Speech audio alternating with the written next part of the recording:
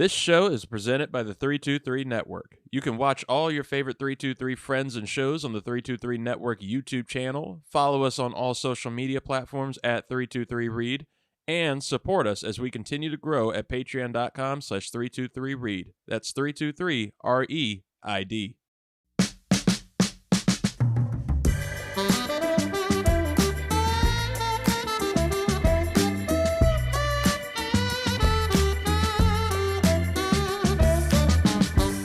Welcome, folks, to the 323.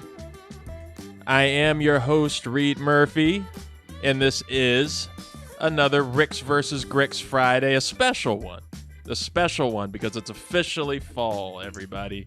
Everybody get your cardigans, your flannel, your, we'll get into the pumpkin spice. You might even see it in the background of us a little bit, but it's fall. No. Welcome.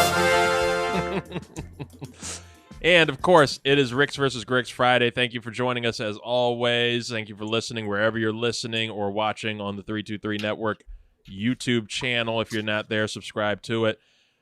We are joined today, as always, by the host of the 323 College Shame Day, fastest growing college football show on the internet. Get on it. Get on all of his advice. Follow the social media handle he's got there. It's Scott Ellia. Hi, Scott. Hello. How are you? I'm delicious. I am fall ready. I feel like if there's an HR department, I need to go write them an email really quick. You are the HR department. This is going downhill very fast. We also have the host of the Animation Deliberation podcast. That might be a record for the fastest time he's got his hand in his face, or his face in his hands. Either way, it's Zuhair Ali. Hello, Zoo. I almost drove off the road the first time I heard you say delicious when I was just listening to the show, so I was still not ready for that, and I don't think I ever will be. I mean, it feels better to say delicious than just like good. I'm good.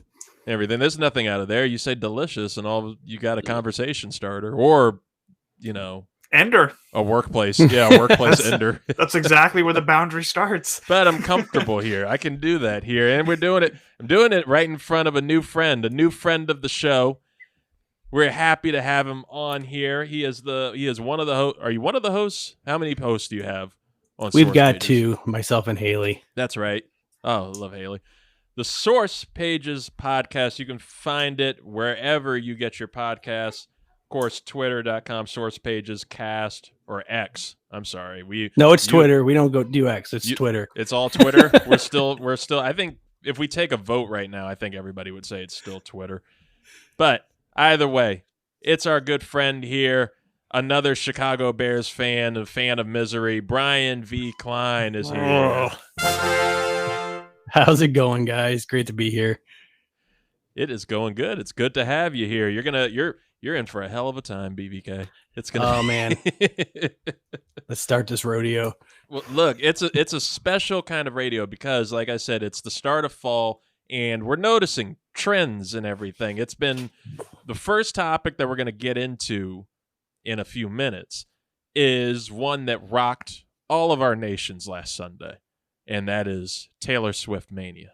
It was the Taylor Swift game in the NFL. Rocks all the social media, Twitter, Facebook, Instagram, TikTok, everything is either going to be Taylor Swift, it's going to be the Kevin James meme, it's going to be fall, pumpkin spice, and everything. So this is our first annual pumpkin spice edition of the 323. And to celebrate this pumpkin spice edition of the show, we are going to launch into top 5 list. That's something everybody can get behind. It's a staple of this show, and we're going to do it in a very TikTok way. I have assigned top 5 lists to Scott Ellia and to Zuhair Ali. BBK is going to rank them and I guess judge us as we go, everything, and give us any thoughts that he might have, because we have top 5s that hit everybody's, well, not everybody's, but it'll hit some amount of people to bring in the algorithm and generate an incredible amount of views, because we've seen a great amount of viewership go to the 323 College Shame Day on YouTube. Again, go to the 323 Network on YouTube for that, and people love college football. So, of course, we have Scott Ellia's top 5 college football teams currently going. Plus, pumpkin spice. We just said it. It's the pumpkin spice show.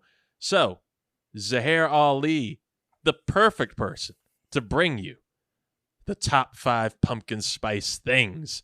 And as we're following Taylor Swift Mania, I will give you the top 5 Taylor Swift songs. And something that we've never done on the 323 is we're going to give you these top 5 lists all at the same time. It's going to be a mess. It's going to be fast-paced. It's going to be everything that you need for TikTok. So let's get it going. Let's go with that crazy top 5 intro. 5, 4, 3, 2, 1. This is the 323's Top 5. Oh, shit. Here we go again. That's right. A trio of top 5s are here. Scott, Zoo, how are you feeling about these? Are you confident? Zoo, I feel like you're very confident. Confident in my number 1, which is the only one that I contributed to this list.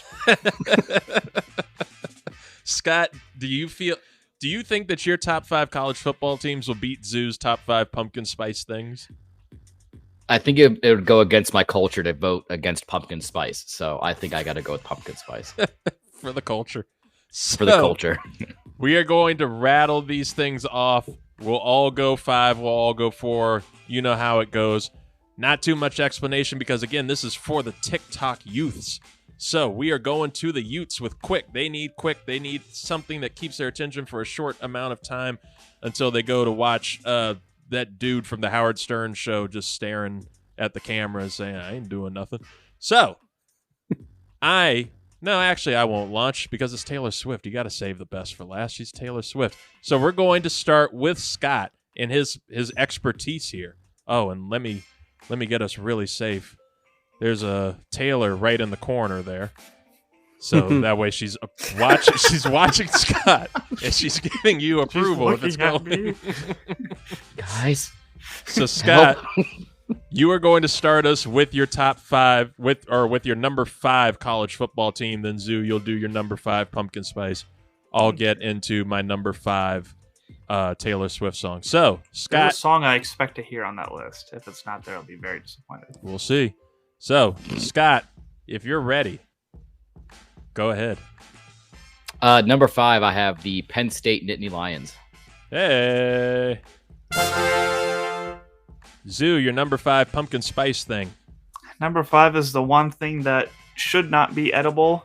As soon as this hits your senses, you just know it's fall time. So we're going with pumpkin spice candles. Oh. Approved. Number 5 for me, the song Lover. From the album Lover. Scott, your number 4? The Ohio State. Zoo. Working from home, need some hot coffee to go with that nice cool breeze coming in. Creamer. Pumpkin spice creamer. Pumpkin spice creamer. We'll get you creamer. Number 4 for me, a beautiful duet, haunting almost, Exile featuring Bon Iver. Which I used to very disrespectfully call Bon Iver. Wait, it's not Bon Iver? No, I think it's Bon Iver. It's Bon Iver, yeah. There we go. Well. That's why we got BBK. That's what gets us canceled. Yeah. If you say it too quick, they'll Bon Iver. It's like, is that a rapper? That's what the BV stands for. Yeah, Bon Iver. Scott, number 3. Number 3, I have the Texas Longhorns. Hey. Zoo. We know you're going for brunch no matter what. Get some pumpkin spice waffles. Number 3 for me, one of her newer ones, Lavender Haze. Good name for a candle, too. Scott, number 2. Florida State Seminoles. Homer, but appreciated. Zoo. Welcome. Even though people can't agree that lemon is the best flavor, everybody loves these cookies. They all have their favorite flavor of these cookies. We're going with pumpkin spice Oreos. We got to get a top 5 Oreos again. Number 2 for me, the weirdest trio in maybe music collaborative history, In Game featuring Future and Ed Sheeran. Scott, the #1 college football team. The Washington Huskies. Zoo, the #1 pumpkin spice thing, the only one that you contributed to your own list. The only one that I contributed because I'm on the road all the time and it's just really easy to get pumpkin spice cold brew from Starbucks. #1 for me, a classic, Love Story. That's the first one you mentioned that I actually know. Yeah, it's tough. You know them when you hear them. That's the weird thing that I figured out while I was going through it. And all of the these, best song though. Obviously Taylor's versions. What's the best song? Thug Story with T-Pain. Oh, I forgot about First that. time she rapped. Oh, jeez. She didn't even make our top 5 rappers when we did that show. In my extra small white tee. I was never a fan of hers at all, but a couple years ago, she was on the Grammys with what's his face from Bleachers, Jack. The guy that writes a lot of her stuff, and she did that Cardigan and stuff from that album. And I'm like, oh my god! And I listened to it, and I'm like, this is a great like indie album. And I'm like, I listened to that, so that's the Cardigan song, and Love Story, and Shake It Off, like the ones that have all like the TikTok things, and that's about it. So. Yeah, I'm an older white guy, so I just realized I only have 5 of her songs saved on my phone.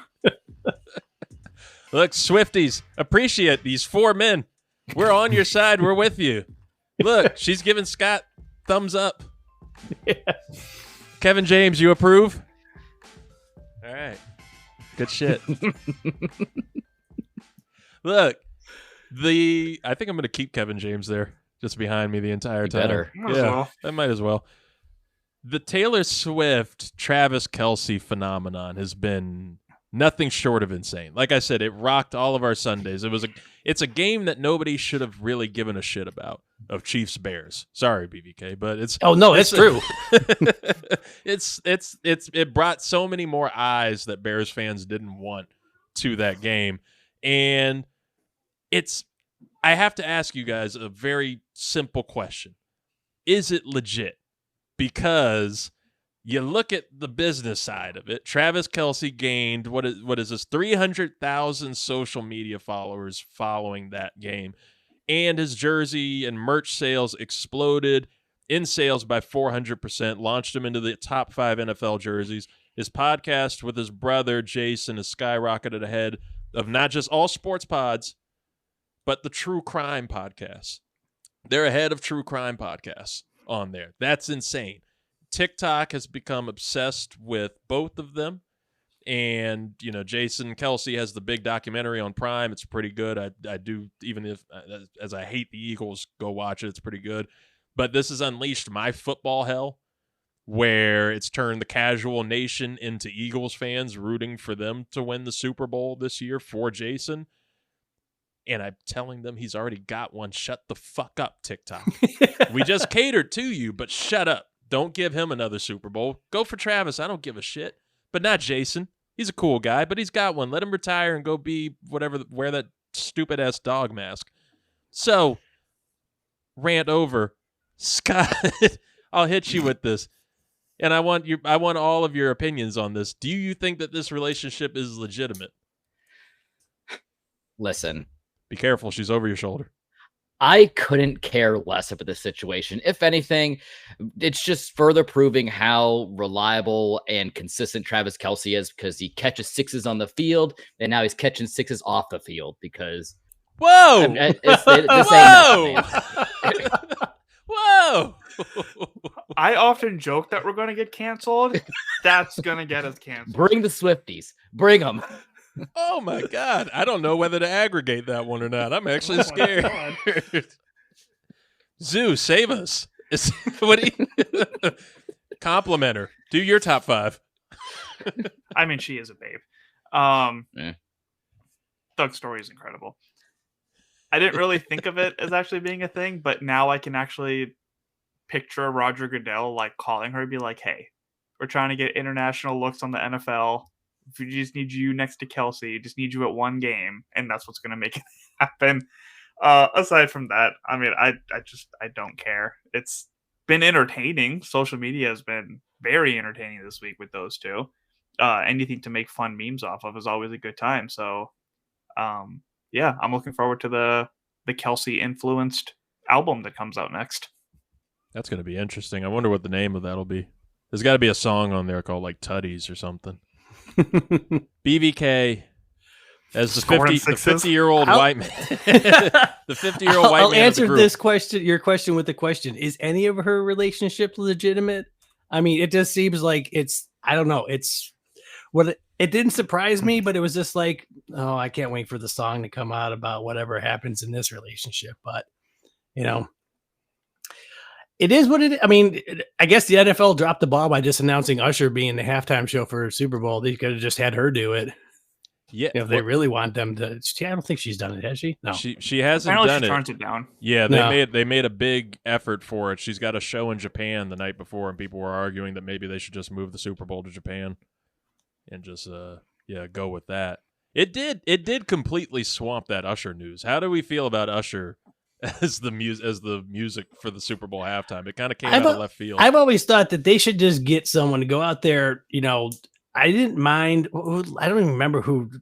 I just remembered the Weeknd did it a couple years ago, and I'm like, I know like 4 or 5 of these songs, but I don't even remember who the guy was last year or who it was.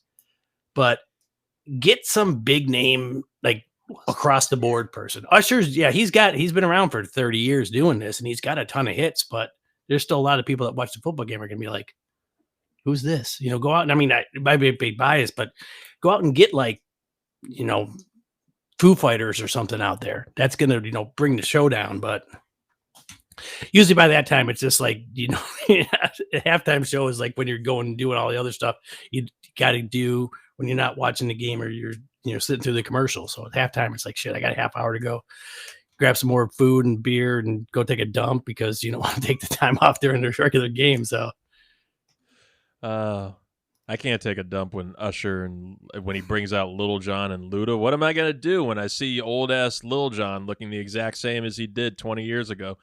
Oh, it was Rihanna last year. How did I forget? Oh, who was it? Yeah, pregnant Rihanna. That's right. Okay. That's who it was. Well, look, we'll go from that major story of the week to the other one that wasn't originally planned, but now it's in here because it was a massive, just seismic Woj bomb that dropped yesterday, right in the middle of an NFL week. And I kind of feel bad for baseball because baseball, MLB, they're about to go into the playoffs. It's a big week as a lot of teams are determining where they are.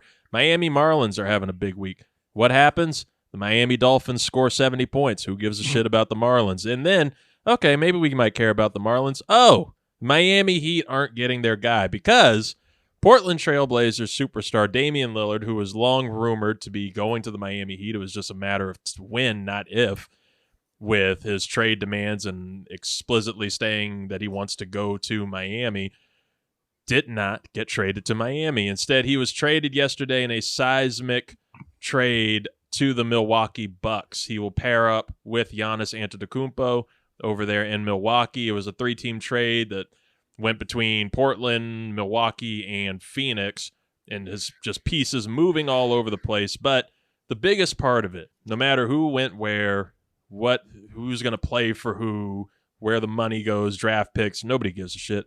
It's all about laughing at the people of Miami and Heat fans and how confident and arrogant Heat fans were, complaining that they never get the big stars when they had literally the biggest trio of stars just about 10 years ago. They have Jimmy Butler, there now. So, Scott, I'm going to ask you, and it's a shame that Luis isn't here because he would probably be very, partial to this as a Jets fan. But he's not here, so you can be very honest.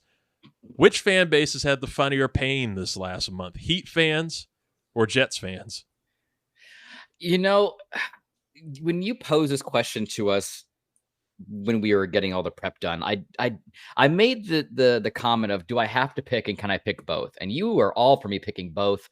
But the more I thought about it, I had to think about who's done me the most dirty in my lifetime.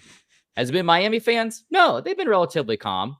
But New York fans, they're just, aside from Luis, have just been unbearable my whole life. So you know what? Fuck them.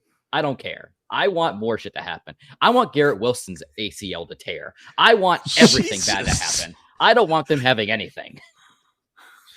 Jeez. Scott is batting a fucking 1,000 tonight. He called Taylor Swift a 6, and Garrett Wilson needs his ACL tear. By the way, you did not get your ACL tear out of Jamar Chase. I know. Good thing I didn't take that bet. Even though TikTok was rooting for you, weirdly. That was a strange thing. BVK, you're a Bears fan. Does it make you, because as a Commanders fan and the special kind of hell that we've gone through over the last, 20 plus years with Snyder, you are a Bears fan. It's a pretty bad time and it's rough. It's always rough, but particularly now, does it make you feel good? Being totally honest, take that honesty from Scott up there. Does it make you feel good when you see other fan bases just be torn apart? The pompous ones, yeah. The Cowboys fans, the Jets fans and stuff like that, Steelers fans. But the only thing is that some of those, like at Steelers more than anything, they've had, and even like you said, the Heat, they've won championships recently. So it's not like the Jets, they got, Brett Favre, Aaron Rodgers. It's the same thing. I'm just waiting for him to go. No, he's going to go to, Rodgers is going to be the Vikings quarterback next year. So, because he's just following in Favre's footsteps. But especially now, look what freaking Rodgers is, calling the coaches and shit out while he's sitting there, recovering from his Achilles thing. It's like, man, they thought that as soon as they got Rodgers and Lazard. Okay, so first off, last year he was bitching about how his wide receiver sucked in Green Bay, but yet all those guys came over to the Jets with him, which they already had some studs over there, and they get stockpiled up there. And then he, I had to laugh just from being a Bears fan. Rodgers, he owns the Bears. That injury just was just like, that made me laugh and stuff, because I just remembered, they're still, I think, recovering from the butt fumble, which was that's 10 years old now, longer than that, from Sanchez. The Jets fan base is they're cursed, seriously. When was their last Super Bowl? Was Namath, wasn't it? Yeah. That was the last time they were there. So I shouldn't say much though, because Bears fans, when the Cubs won in 2016, there were some people that were like, man, we get the Cubs won and the Hawks had 3 and the White Sox won. And I'm like, don't count the Bears. That was 30 years ago. There's a lot of people now that are, old drinking that have no idea that the Bears, aside from the fact that they had the biggest, that when they made the Super Bowl shuffle, you look at it now, if someone did that now, people would be like, oh shit, that's the biggest, like, we're going to win this thing.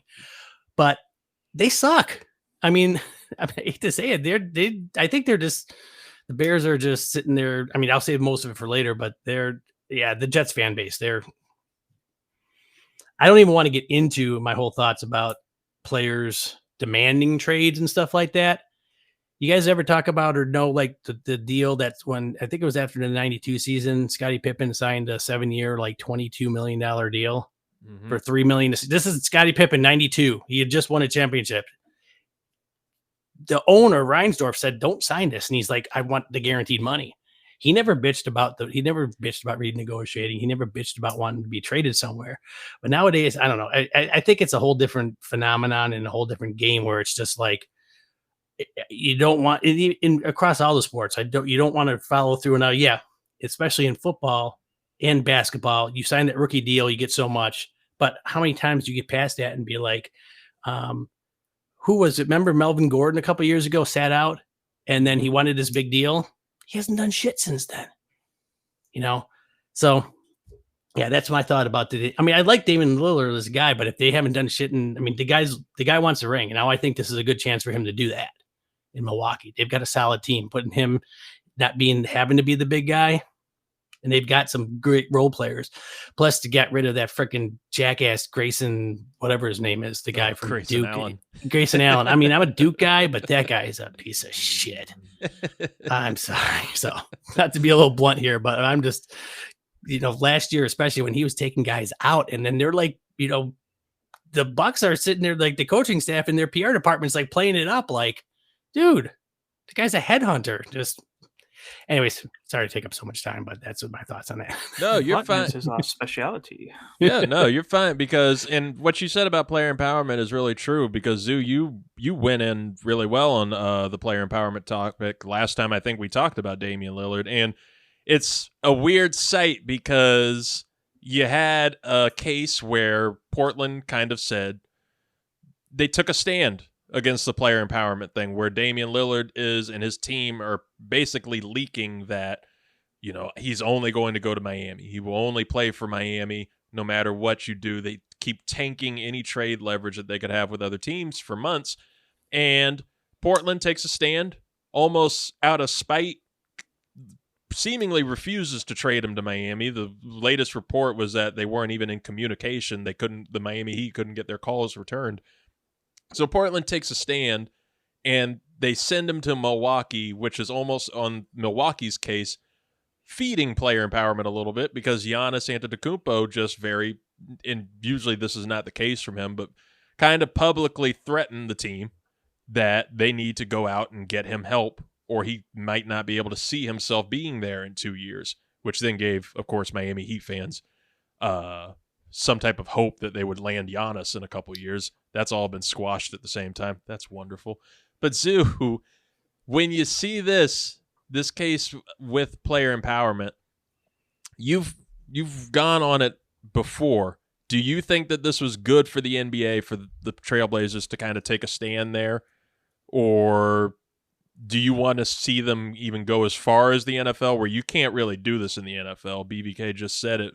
The situation with Melvin Gordon, it kind of tanked his career.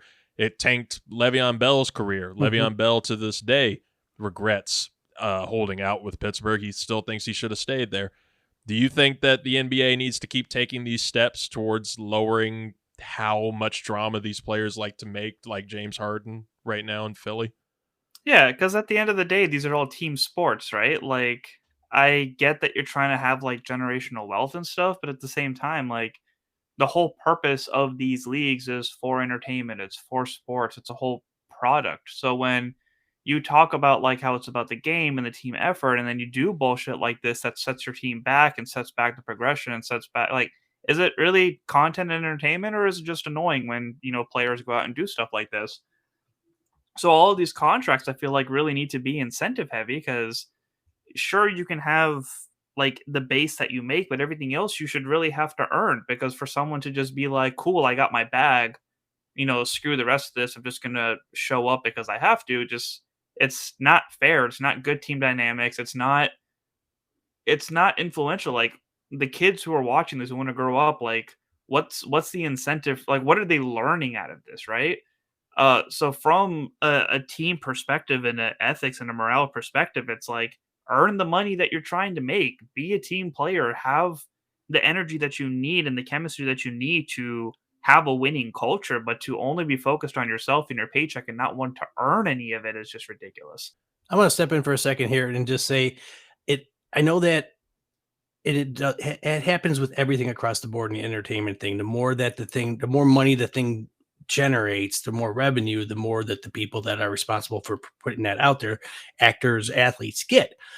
But with the basketball and their big television contract, sometimes you see these deals that these guys that are averaging 12 minutes a game, putting up 7 points, 4 rebounds, and they're making $18 million a season.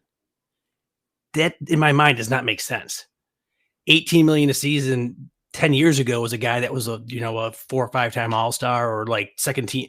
And then these max contracts, which I don't understand a lot of that stuff, but it's just like these guys, this guy's making $60 million a season. And it's like, but that's the thing is, though, it's the money that the team is getting. They were just showing the other day how many, that the 10th richest person that owns the basketball team is worth like $11 billion. So it's just money makes money, but yes, they have to give it back to the players if they're getting it. But it's just like, I don't know. It's insane. Basketball is one of those sports where the least amount of people can play it, because you only got 12 guys on a roster, 15. If you got like the extra guys, that's not very many. So you've got to be good, but it's still just like blows my mind. Well, it blows my mind every time we hit free agency period and you have like some dude named like Elmer Vestevez, who all of a sudden is getting like a max contract. I was like, who the Yeah. fuck is that? I've never seen him before. That's why sometimes these guys take a look at it. It's like, who's going to be, if you're going to be like the number 2 guy out there and the number 1 is like nobody, but it's like it's against like other those years, like when LeBron and KG and 15 different guys that are all-stars go free agent, you ain't going to get nothing. But if you're the number 2 guy, people are out there, they just want to spend the money to get someone. So you could be a role player and you get thrust into like to be in the 6th man. And now you got $18-20 million. And then 2 years later, they go, well, this didn't work out. Well, you spent the money on just to spend the money. And some guys don't, look what happens, especially in football. You get a wide receiver that plays great with Tom Brady or whatever, and they go to another team. And it's like, it wasn't them that was making them great. It was, the situation they're in or whatever. Yeah, I don't know. It's just, everything out there is just, there's so much money to go around, but it's like, those contracts are ridiculous. I'm glad you brought that up with Tom Brady because the Patriots, there's no team that's been better. And Scott knows this as a former Patriots fan. There's no team that better produces players who get overpaid like crazy and then never do shit again because they just fit that system. Easy. Hey, what do you mean easy? What do you have to say about them? Go ahead and shit on. Call Belichick a 4. Well, that's true. They get guys like Damian Amendola comes over to the Patriots and becomes a stud, and he was a good player, but he wasn't like a holy shit. I want to have him active every week on my fantasy roster type player. Well, J.C. Jackson was the corner who was shut down. He was a shutdown corner in New England. Incredible for years. I think he made a Pro Bowl, maybe 2 Pro Bowls. Gets to the L.A. Chargers. He's a healthy and active. In week 3, second year of his contract of some like $56 million contract, healthy and active. And he's yelling at Brandon Staley, asking him, what do you want me to do? I don't know what else to do. Wouldn't you yell at Brandon Staley? He just has a really yellable face, man. He does. That's true. He does. He won out of spite. But look, we brought up the Patriots in this whole system, and it's my last thought before we get into Ricks versus Gricks, which is BBK. That's where I'm going to get your full Bears thoughts when we get to that game because we're picking a Bears game, ladies and gentlemen. It's going to be great. But Mac Jones, Patriots quarterback. Very, it's one of the rare times that you can say that a quarterback is a dirty player. But he got accused by Sauce Gardner of the Jets of basically punching him in the balls. That's what happened on the sideline. And he's like, Mac Jones, that's crazy. That's crazy. But we've heard of other things where he will slide, he'll slide with his feet up, knowing that the defensive players can't hit him, and he throws his leg up to either like kick them, knock them off their feet, or knock them in the balls. So Sauce Gardner goes and finds film from God knows where of showing Mac hitting him, nut tapping him lovingly, but nut tapping him on the sideline. And so I ask you guys, because I've never seen it before, but has there ever been a dirty quarterback in the NFL? And if you're going to be a dirty quarterback, don't you have to be better than Mac Jones? Yeah. Yeah. I'd say back in the day, in my mind, I remember a lot of players, like in Favre's early years, he would do shit that was not really, now a lot of it might be coming more to light because you find out what kind of person he is after he's retired and stuff like that, But I always thought that he was not just being a Bears fan, is just the talks on stuff like that. And afterwards, the players being like that, he'll, getting cheap shots and stuff like that. But I wouldn't really call it dirty. I mean, dirty is like, who's that guy from the Titans? Or not for the Titans, the offensive lineman that would like kick people in the head and Richie Incognito. Yeah, well, That's no, Incognito was one. But Tyler Lewin. There's been a few of them where they're just like, Or yeah, Tyler you Lewin. see them, someone's going to get up and they put their hand down and someone will just stop by and friggin' heal them in the hand with their spikes. And Was it quarterbacks, I think, are a little more under a microscope, but wasn't it Cortland Finnegan who was the corner for the Titans who was a little bit dirty, but then he got the shit beat out of him by Andre Johnson? yeah. Yeah. That's what you love to see. Sue was a big one that I guess wasn't a quarterback, but Ndamukong Suh but he was also like, he's a great player. But yeah, he would sit there and the guys would tell him that he would go and like, they're down and he'll come and like yank on their face mask or Like punch he would him be in a the dick just to be balls a and dick. stuff like that. So That's the thing. When you think dirty players, you don't necessarily think quarterback. I think it might just be getting such a scope on it because it is Mac Jones and it is the Patriots. Like, who are you doing stuff like this kind of thing? But I mean, it's hard for NFL players to try to take the moral high ground on dirty play when you have like Vontez Burfict destroying careers of people, and then like you said, Ndamukong Suh, who's been normally a dirty player. He has the talent to back it up, but he's always been kind of dirty, stomping on people's legs. I mean, you have Bill Romanowski, one of the longtime linebackers. That's what I was trying to think of. Yeah, like the defensive side of the ball has a lot more names to dirty play. I think that's what makes this situation. Like, I think it's just overinflated because it is a quarterback, and it's kind of like just swept under the rug when it comes to that position group. I would have thrown together a last minute top 5 dirtiest players, but I think you just won it with citing Vontez Burfict. you cite the linebacker that turned Antonio Brown from a quiet guy on the Steelers to all of a sudden calling Mike Mayock a cracker. It's that's pretty handy work. Look, the guy I was trying to think of was Albert Hainsworth. Oh, fuck him. That was the guy that would like just freaking the lineman that would just like stomp on people, and I hate Albert Hainsworth. Anytime he's brought up, I never fail to bring up the one play that I remember of him in Washington, which is where whoever the hell we were playing, it could have been any team, play starts, he falls and hits the ground, and he never gets up. He just lays there and just watches the play, just turns around on his fat ass and just watches the running back go down the line. I can't stand Albert Hainsworth. I think he has a rib shop somewhere in Tennessee. Also a Patriot.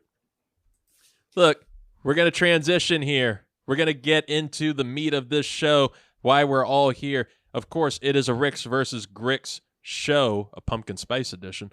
And BVK, it's your first time here. You are celebrity guest picker this week after Emily Sissel last week, fellow Bears fan. And we will get your Bears thoughts and all your, potential pain. But I'm trying to find optimism and salvation as we go into these Ricks versus Gricks for the NFL's Week 3. Emily Sissel, your heavenly voice, please take us away. Life, death, time, space. Forget everything you think you know. Put your money on the line. It's time for Ricks versus Gricks. Gricks? That's right. Ricks versus Gricks. Reid's picks versus Griffin's picks, but Griffin is still somewhere lost in the background of space. Oh, hi, Taylor. Taylor's on my side now after you called her a 6. Yeah, you got Kevin James over there shrugging. Griffin lost in space, so we needed a new Grick. We have Scott Ellia. And, we were making fun of Scott. We were getting on him that he was going to lose the Grick status to Luis before, and then sleep-deprived Zoo, came in and started to steal the position away. But Scott's making a comeback, folks. Zoo is still number 1 in our picks. He is 13-5 on the season. Scott, though, has come back. He's 10-8. Me and Luis were tied at 9-9 on our picks. Emily Sissel last week in the guest picker spot went 3-3. We will see if BVK can unseat her and do a better record here. And we're going to start with the first game, and that is an easy one. And I like to explain because Zoo asked, how do I pick these games? And I think we'll go a little behind the scenes here. We pick the games because we try to find the most that will drive us crazy. I want to find games that are going to drive each of you crazy trying to pick. Like last week. Last week we were all over the place trying to figure out a pick. We don't need anything, typically unanimous. I want something like this first game, the Pittsburgh Steelers at the Houston Texans. The Steelers are 2-1, but almost a deceptive 2-1. And the Texans are 1-2, but maybe a deceptive 1-2. The Texans are starting to look pretty good. CJ Stroud, I think, is doing a hell of a lot better than most of us expected. And now we have the Steelers going to Houston. Scott, who do you want in this game? Who do you expect to see take it? I think I learned my lesson from last week, just taking a lot of these Hail Mary games and picking a lot of people that probably shouldn't have been picked. So I'm going to try to be a little bit more reserved this week so I don't get totally behind the 8 ball. Give me the Steelers on the road in Houston. Zoo, who do you want? Steelers, Texans. Yeah, I think the Texans are going to get out coached, so I'm going to go with the Steelers. All right. BVK, who do you want? Texans. I don't trust Pickett. There we go. I don't trust Pickett. Somebody get in there. Oh, he doesn't even know about. We've had Kenny Pickett on the show before, but I can't find him right now. We'll get to him. We'll find him somewhere. I'm glad you took. I'm glad you took the Texans because I want it to be different if we were all going to go Steelers here. I am actually going to take the Steelers. I like the Texans. I don't trust Kenny Pickett. Hi, Kenny. I throw a pick in the end zone and I do illegal jukes. I have little baby hands and I call the footballs dukes. That was our Kenny Pickett on the show. Thank you, Kenny.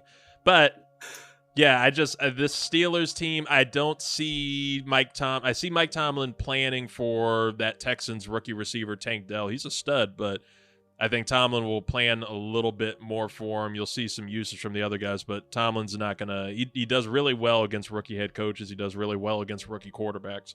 I expect to see that streak continue.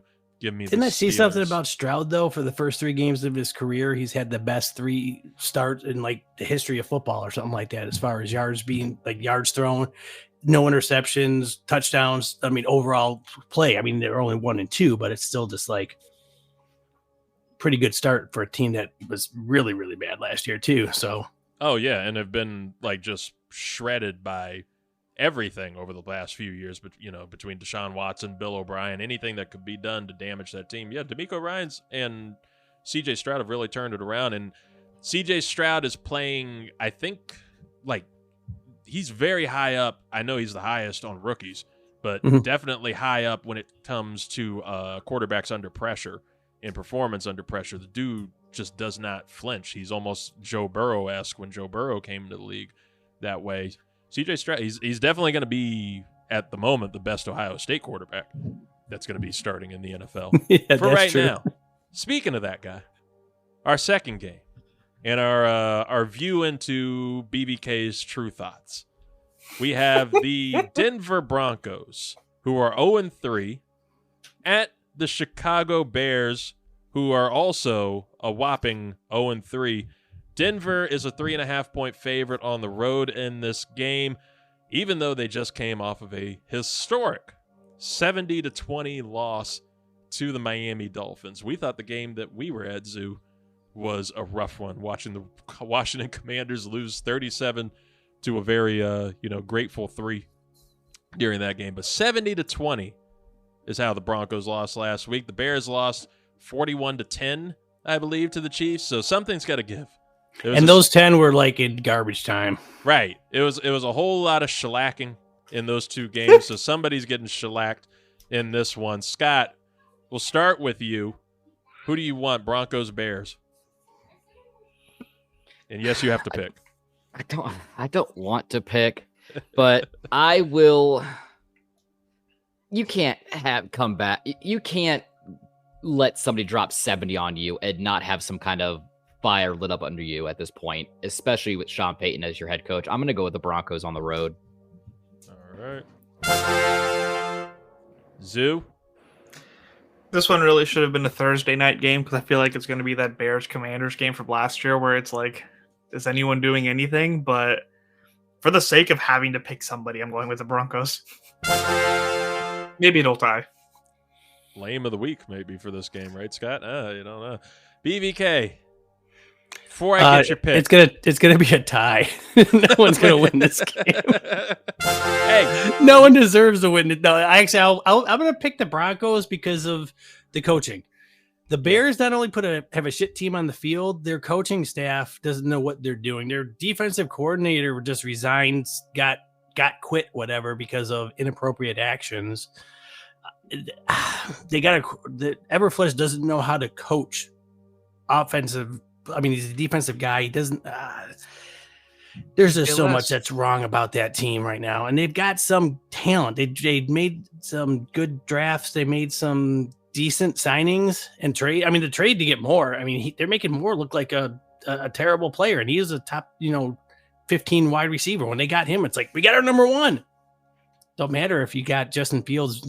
I don't put a lot of blame on Fields. They again he's running for his life half the time. They don't have. He put the blame on the coaches. Yeah, I mean, last year when he was running for his life, at least he was gaining 1,000 yards. But now they said we're going to give him some more designed runs. Why did you take that way in the first place? I see the Bears starting to make some progress at some point. I can't fathom that they will stay on the path that they're on right now and not go a little bit back to that offense, because that's exactly where it is. What you said, they took away so much of what worked well last year for whatever reason, trying to make him into a quarterback that he's very obviously not. I'm rooting for him to succeed. I like that rookie running back they got, Rashawn Johnson, and I think he'll make a little bit of a difference once they can get something balanced going. But for now, it's just I can't give them. He's basically Antoine Randall L right now. Right. I mean, that's pretty much it. Yeah. Look at they were showing the stat of the guys that the Ohio State quarterbacks and how they've done well in the NFL. And when you see like up there is Terrell Pryor, I'm like, he wasn't even a quarterback. It's like, Jesus Christ, how could a school that's so big like that just not produce quarterbacks at all that can play? I completely forgot about Terrell Pryor. Yeah.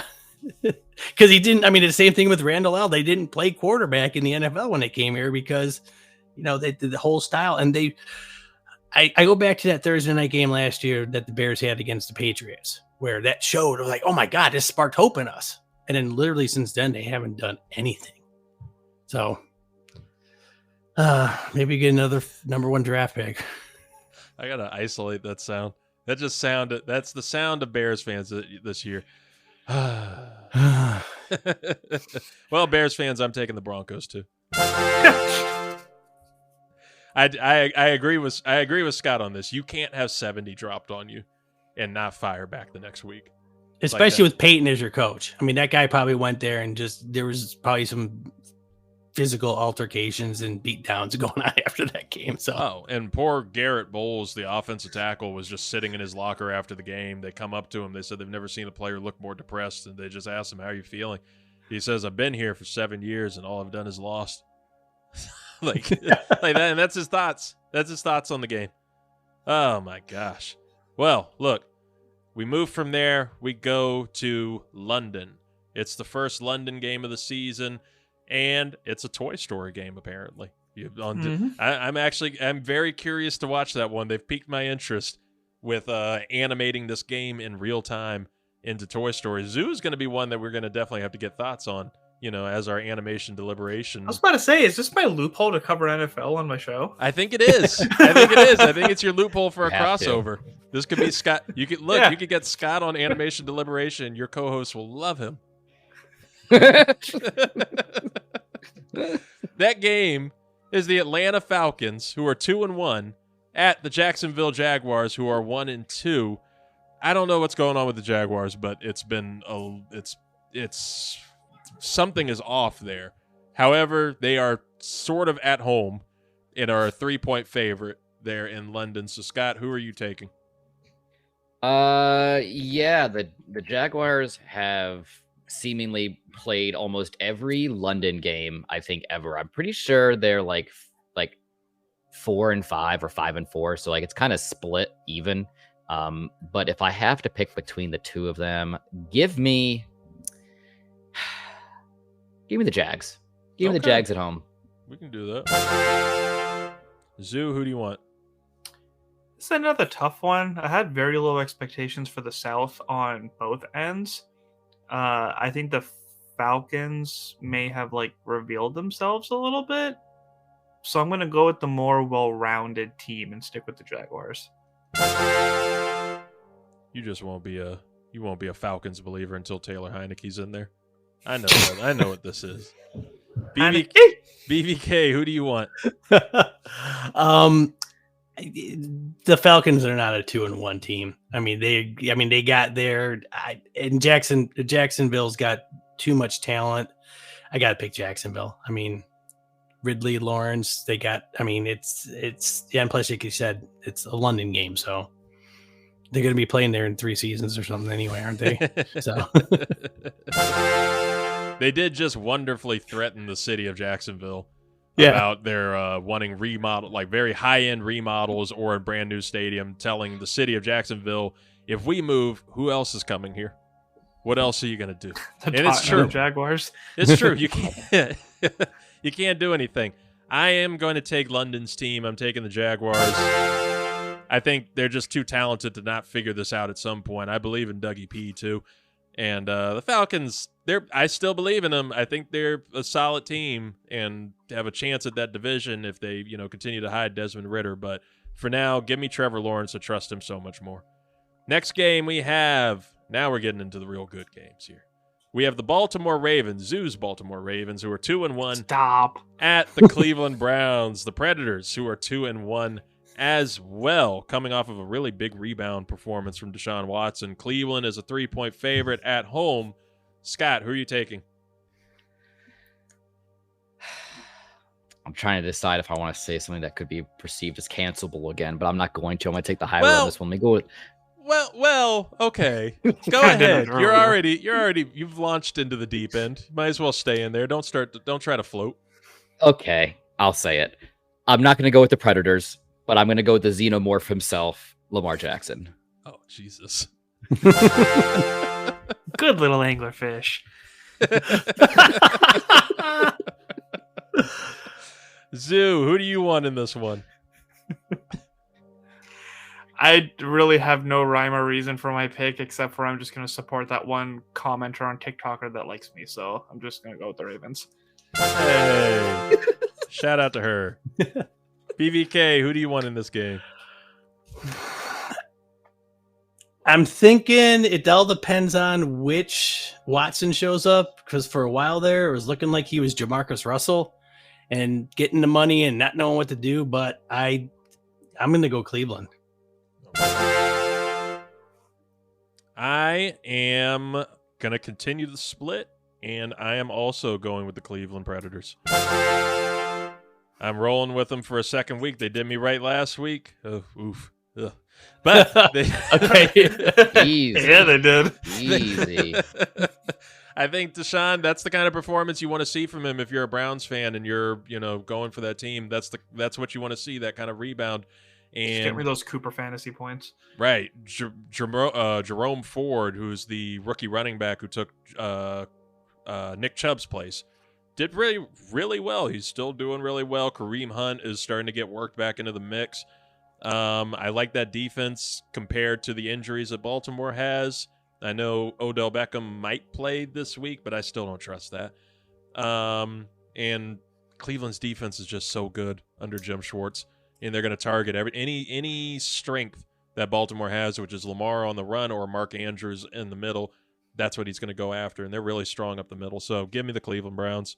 And is Beckham going to be a factor if he plays anyway? I mean, it's what he's at that point in his career where it's like, okay, put Antonio Brown out there. It's going to be the same person. I mean, you might do better. Yeah. You might do better with AB.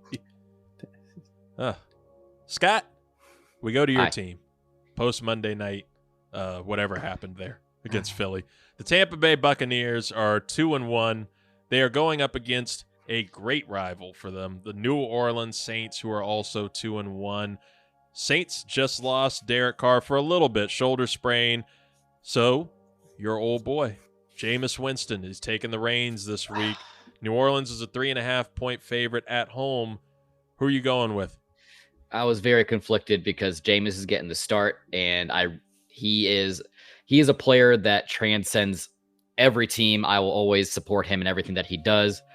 But for the Bucs, if you want to make a push at taking over that division, you have to do it now while Derek Carr is down. So we're going to go Bucs on the road. Zoo, who are you taking? Yeah, I typically root for the Saints defense, but if Derek Carr is out and those connections aren't there to start scoring points, it's going to be Mr. Baker Mayfield and somehow Evans getting those wild catches. I'm going with the Bucks. Baker's half dozen. BVK, who do you want? Yeah, as soon as you said the thing I was going to say about Baker Mayfield, it's like for a while there, it was like, is he the next Johnny Manziel again? But he's going and he's showing that he's being able to play. But yeah, I got to say Tampa. Just they got more swagger, I think, going into this game right now. And Evans is on my fantasy team, so that's a good route to go. I would actually, and it's something I've thought about during the week, and partially why I'm taking the New Orleans Saints in this game. I love this rivalry. This is always a really fun game between the Bucs and the Saints, partially because of Mike Evans and where I would be afraid if I'm a fantasy owner for him of him possibly either getting shut down or ejected from this. There's always a good fight. There's always a good back and forth between Mike Evans and Saints corner Marshawn Lattimore. And Lattimore knows how to get in his head. He knows how to shut. He's having like an all-pro year, especially already this season. I like the Saints defense. I like Jameis to be a little fired up going up against his old team. So I'm looking for the Saints to try and capitalize on what just happened to the Tampa Bay Buccaneers against the Eagles on Monday Night Football. Take care of some weaknesses. Give me the Saints. Final game of the week here. We have another Florida team. Zoo, what are you laughing about? What's he over there dying for? Jordan Love was scrambling out, and he tried doing like one of those cool like Patrick Mahomes flicks, but the receiver didn't even like turn around, and the ball was like 5 yards short. So it was just like this epic run to just flick it and just bounce, bounce, bounce. That's a real Sam Howell play. Shut up. Final game of the week. We have the Miami Dolphins, who are 3-0. Against the Buffalo Bills, who are 2-1, a huge, huge division rivalry game for whatever reason at 1 o'clock. I don't know why it's still at 1 o'clock. It's 1 o'clock. You know who's playing the Sunday night game? The Chiefs and the Jets. That's the Sunday night game. Dolphins, Bills, though, AFC North, huge game, or AFC East, huge game. Bills are a 2.5-point favorite at home. Dolphins are just coming off of, like we said earlier, dropping 70 points on the Denver Broncos last week. Tua Tagovailoa is talking about how he has never enjoyed, or he hasn't enjoyed playing football this much since his time at Alabama. So, Scott, are you going to take a surging Bills team who really put on a show against Washington last week, or a Dolphins team that is, literally putting a show every week? 70 points. See, when I saw the rundown and this was going to be that last game, this is the one I was kind of going back and forth about, because I need to quell my expectations a little bit with the Dolphins, because especially with that game, the two questions you need to ask are the Dolphins that good or the Broncos that bad? And I'm more inclined of just saying the Broncos are just that bad of a football team right now, especially with them only winning by 2 points in week 1 against the Chargers. They only won by a touchdown in New England. And then you look at the Bills, they dropped that first game to the Jets, but there's a lot of like negative press against Josh Allen in Buffalo, saying, is he slipping out of that elite quarterback status? And I think last week, traveling to Washington and putting on that kind of a show, thankfully, granted, it was more defensive heavy.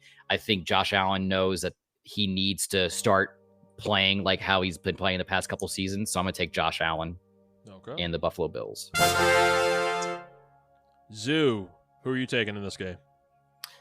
Yeah, I think the Bills coaching staff is really going to have to scheme up their defense so that Tua can chill out a little bit, because Waddle's coming back this game too. So it's going to be a lot of weapons that they're going to have to contain.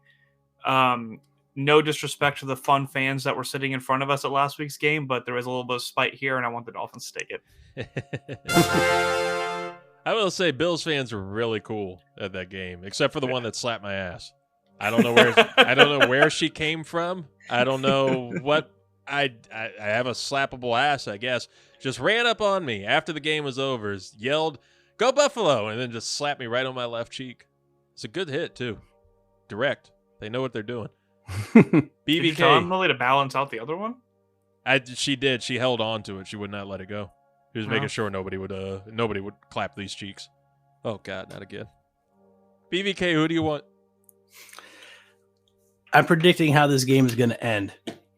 Tua is going to take in a QB sneak as time expires. Tush push. They win Concussed. in the celebration. You know how the guys get over exuberant? They're going to start, the offensive lineman or someone's going to start smacking him on the head. He's going to get concussed. He's going to be out for the season. They're going to be 4-0, and they're going to, because he's at that point. He's just one hit away from being, out because of his history. So I am going to pick the Dolphins, and it's going to win in that, bittersweet way. And the rematch is what's going to be on prime time. Yeah, exactly. They should have a week 4 flex. Just freaking put this on the Sunday night game. Well, I thought they had approved that because I kept seeing things about – I kept seeing it immediately after Aaron Rodgers, lost his ACL, and that all of a sudden, the Jets have all these primetime games. And, hey, don't forget this rule we just passed earlier in the season that we can start flexing at this earlier point in the season. So, I don't know. Maybe they want to keep Kelce at prime time for all the Swifties. Although most of them will probably be going to bed by that time. She's going to be there. Ooh, Taylor? Oh, God. I am going to round this out and take the Miami Dolphins. I'm going to take them. I think the Bills are going to give them a hell of a fight, and that this will be, they're damn good. They're better than I thought that they were going to be, honestly, and they're trying to take advantage of that window, but Miami is just freaking great. And I think they're swaggering, they're confident, you're seeing it from Tua. Tua's looking more and more confident every single week. So I think they're going to capitalize on that and try to move forward and get a huge win against the Bills. So give me the Miami Dolphins and another, maybe you lock down Tyreek Hill with Tre'Davious White, but you got Jalen Waddle coming back now. And they did all this shit last week without Jalen Waddle. And Devin Achane just coming in. Player of the week, 200 yards, 4 touchdowns. It's insane. It's insane. The number one pickup in fantasy football that people are all excited about, and he's not going to do like anything, I think. We say goodbye to Zoo as he heads off to animation deliberation. Again, you can check that out wherever you get your podcasts. A whole new world. We send him out. Fabulous place. There he goes, folks, riding off into the sunset on his magic carpet. Meanwhile, we have one last segment, one that we love every week, one I'm curious to hear how it went last week, which is that fabulous Motown music. There it is. Scott's Locks, a.k.a. the Detroit Lions Memorial Betting Slip. BBK, we named these parlays last year the Calvin Ridley Memorial Betting Slip, where we want to honor these players who are getting suspended for betting. Just simple bets, but they're making these massive-ass parlays to win, maybe hundreds of thousands of dollars. They'll never have a chance, and instead they get suspended and lose millions. I don't know. But we're not making millions right now, so we can go ahead and make these parlays. We're not getting suspended by anybody. So we put Scott to the test each week. He puts together a multi-layer parlay betting slip where we're getting one game. He can get one game that he's confident in, one team that he's confident in to win a game, and then he can't use that team again. And they almost got you last week, Scott. Didn't you pick the Vikings? They almost got you on that one. But you pick one team, and then you have to just pick a prop from every other game, any other game from those Sunday slates. So what do you got for us this week, Scott, as I put you in solo mode and give you a little Taylor Swift approval behind God. She's going to give me some bad juju now. What's the song? What's her song? The Bad Blood? I don't know. Bad Blood. Yeah, that's what it is. But we're not going to talk about last week's Bad Blood because I only hit 3 of my props. I hit the over 0.5 passing touchdowns for Josh Dobbs. I hit the over 65.5 receiving yards for Chris Olave with the Saints. And I hit over 51.5 receiving yards for George Pickens in the Steelers. Everything else was a big old miss. On the contrary to the college parlay for the 3-2-3, Wheel of Degenerate parlay that we did betting slip last week, which I'll go over in the next episode of College Shame Day. We will not tell you the results from that right now, but it's a new week. It's a new Scott. And I looked at this a little bit more thoroughly than last time, and we're going to make a decent push at this. So starting it off, the game of the week that I picked for this is that Tampa Bay Buccaneers and Saints game, where I'm going to be taking the Buccaneers in a win. After Fanfare. that, we're say it one more time. Fanfare. Yes, where's the fanfare? And then I'm just going to start rattling these off with no rhyme or reason. Over half a touchdown for Josh Dobbs again, going up against Niners. Over a half of a touchdown for Justin Fields and the Chicago Bears against the Broncos. Yay. If Tua and the Dolphins can put up 78, Justin Fields can get one touchdown, right? I mean, he has to, right? Okay, I hope Yeah. so. One that bit me in the ass last week, but I'm going to roll it into this week. We're going to take over the half of a passing touchdown for Ryan Tannehill and the Titans against the Bengals. Going across the pond to London, we're going to take the over 65.5 rushing yards for Bijan Robinson against the Jags. This one, it seemed too easy to leave on the board. I'm going to go over 3.5 rushing yards for Tua against the Bills. Did you hit that last time? No. Okay. No, I did not hit it.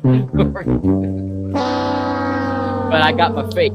I got my faith in Tua. I got my faith in brunch time Kirk Cousins himself. He's also going to hit the over 3.5 rushing yards against the Panthers. It's a 1:00 game. He's going to be in peak form. Going to the West Coast, I'm going to take over 8.5 rushing yards for Justin Herbert against the Raiders. I think Breece Hall is very upset with what's going on in New York right now. I think they're going to start relying a little heavier on the rushing game. I'm going to go over 47.5 rushing yards for Breece Hall against the Chiefs. Over 49.5 receiving yards for Mark Andrews and the Ravens against the Browns. We talked about him a little bit. He's catching a little bit of steam down there in Houston, but I'm going to take the over and 44.5 receiving yards for Tank Dell against the Steelers. Another receiver that's kind of making a name for himself this early in the season, we're going to take the over 37.5 receiving yards for Josh Downs of the Colts against the Rams. In a revenge game against the Cowboys, I'm going to take the over 27.5 rushing yards for Zeke, which leaves Reid's probably not so game of the week, the Commanders and the Eagles. I needed to think about what prop that I want to go with here. What do I feel the most confident in? And the person I feel the most confident in is Sam Howell, but not in a good way. I'm taking the over half of an interception against the Eagles. He's going to throw one against that defense. I mean, he has to. But that is everything. It's a $10 bet on a 14-pick parlay that will, and I'm speaking this into existence, it will pay out $33,517.23. We love that. We love that. BBK, would you make that bet with him? For $10? Sure. Yeah, there you go. That's our motto. What's the worst that happens? You don't eat McDonald's for a day. Whatever. No, the only thing that sucks is when you do that. I remember in Vegas one time I had a 10-team parlay. No, it was an 8-team parlay. And it was the last one that didn't hit. And that's when we were there. And I was like, son. That's what happened with the Wheel of Degenerate betting slip for that college games. It was that last game that just didn't hit. Wasn't as bad for me as in that same. No, it was the next time I was in Vegas. The Vikings were up by 20 points against the Lions. This is a Culpepper Moss type team. There's 2 minutes left in the fourth. They're up by 20. We're getting ready to leave, so I'm going down to the book to cash my thing in. They score a touchdown, and the line in the game was, I forgot what it was, 6.5, so it was 20, so they're good. By the time I got down there, the Lions had got a long 70-yard touchdown, onside kick, and got another touchdown, and they ended up winning by 6. And I'm literally like, how the hell did it go from 20 to 6? In like 2 minutes at the time it took me to get from my hotel room in the MGM Grand down to the sports book. And the guy's like, this isn't a winning ticket. I'm like, what the hell? Since when? Yeah. Since I made it was just 20. Like, no, they scored 14 in the last 2 minutes of the game. So Yeah, those are always fun. Always fun. Always fun. Well, look, before we get out of here, and our pumpkins are back, Kevin James is back, Taylor's always with Scott. Before we get out of here, we, of course, record these on Thursday nights just for behind the scenes. You get them on Fridays, Saturdays, Sundays, whenever you're trying to get it in before your weekly NFL games. Thursday Night Football is currently happening between two teams that BBK obviously loves, the Packers and the Lions. Both from the NFC North. It's a big rivalry game. And Amon-Ra St. Brown, the sun god, Star Lions wide receiver, scores a touchdown early in the game for Detroit, jumps into the crowd to hang out with them, and gets a full cup of beer poured on him by a Packers fan while there. Now, I ask you first, well, Scott's shrugging his shoulders. That's why I have to ask first. Is it fair? Is it fair for the Packers fan to do that when you Absolutely. when you do the Lambeau leap there like that? Or not in my house. You have something in the Lambeau leap that is so just integrated and integral to that fan base. It's like you shouldn't not have that expectation of a visiting team and that being a rival team in the Lions. If you're going to do that, something's going to happen.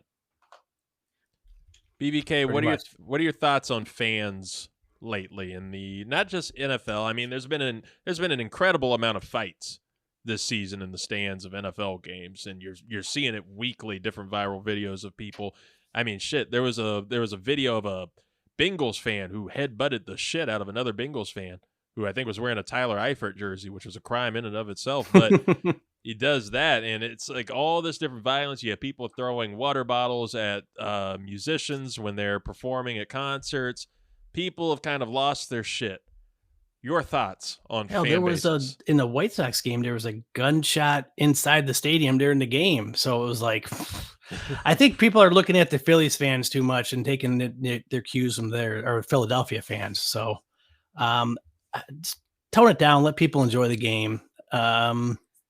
I have fun, but just, be respectful of other people. I mean, that's just my model for everything. Have fun, but just respect everyone around you if you can. But yeah, it has gotten kind of, I think it's that whole entitlement thing that's just across the board in sports now, players, fans, everything. So speaking of Philly fans, throwing batteries at JD Drew, that's kind of tough, but yeah, we do that. That's how they do. That's our guy, John McCann, from the show. Uh-oh. Oh, shit. We love Taylor. It's Taylor's version of the show. Listen, it's been a fun show. BVK, Brian V. Klein, thank you for being here. Again, he is the host, or one of the hosts, along with the wonderful Haley Hobbs, on the Source Pages podcast. Thank you so much for being here. Thanks for having me. Of course. Tell us where we can find the show. Tell everybody a little bit about the show, because I think a lot of people would be really fascinated and love what that show does. Well, what we do is we take mainly comics and novels and use them as primers or adaptations or continuations of our favorite geeky TV shows and movies and stuff like that. So the Ahsoka show's on now. So we read the Ahsoka novel. We primed with recapping like Rebels. We've got a thing coming up for Loki season 2, where we basically just people that don't know the characters, especially with a lot of stuff recently, like Blue Beetle came out for DC, and we read some comics just to get people a little bit more informed with what the character is about and what they can do and stuff like that. So, but yeah, we're over on the Stranded Panda Network. You can get us on all the socials. We're on every platform you could get downloads for podcast at, and we release a new show usually every Tuesday if we're not like busy, but we pretty much put out a new show every week. Go find them. They're the best. Stranded Panda Network. We love them. BBK, there's a game that we play on this show. The Scott knows it very well. The Top 5 Feud. Would you be a vote if we played a game of Family Feud of our network versus the Stranded Panda Network? Would you rep their team to take us on in a game of Top 5 Feud? Sure. Hell yes. Scott, we're going to make this happen. Yes. They're not even going to be prepared for the madness that comes from Top 5 Feud. Oh, and speaking of Scott Ellia, he is the host of the 323 College Shame Day. You can check it out Saturday morning. We love the show. We love every bit of education you give us on it. What do we see coming up this week, Scott? It looks like the Mel Tucker situation is now coming to an end. There's a little bit more going on now. There's been new developments in the college football playoff, going to the 12-team format that we'll touch up on a little bit there. A bearing of the hatchet between Travis Hunter and the player Blackburn from Colorado State that delivered that hit, so good for them. And then, just a same Wheel of Degenerate nonsense and whatever else I feel like. We're not going to have a TED Talk this week, though.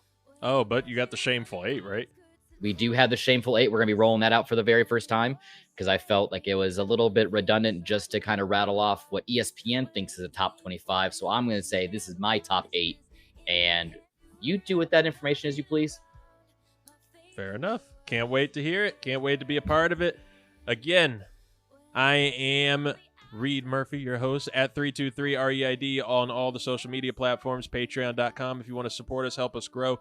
And, of course, subscribe to the 323 Network on YouTube if you're not watching us there. And if you are, make sure you're subscribed. Hit the button. It's easy. You don't have to hear from us too much.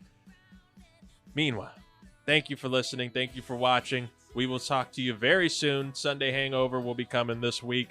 And we got some wild interviews coming. You'll hear more about that a little bit later. In the meantime, stay safe, everybody.